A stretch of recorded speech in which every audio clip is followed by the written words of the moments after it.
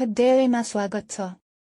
यस भिडियोमा हामी तपाईलाई चरणबद्ध रूपमा रिपोर्ट कसरी हेर्ने र व्यवस्थापन गर्ने देखाउनेछौँ। सबैभन्दा पहिले खड्डे एप खोल्नुहोस्। होम स्क्रिनबाट रिपोर्ट्स ट्याबमा जानुहोस्। यहाँ एपमा दुई प्रकारका रिपोर्ट उपलब्ध छन्, डेली रिपोर्ट र मन्थली रिपोर्ट।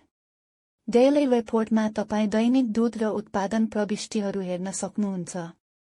अब जुन मितिको रिपोर्ट हेर्न चाहनुहुन्छ त्यो मिति चयन गर्नुहोस्। मिति चयन गरेपछि एपले स्क्रिनमा रिपोर्ट विवरण देखाउनेछ। तपाईँ यस खण्डबाट सबै प्रविष्टिहरू समीक्षा गर्न सक्नुहुन्छ। ग्राहक प्रकार, दूध प्रकार र समय जस्ता फिल्टर पनि प्रयोग गर्न सक्नुहुन्छ।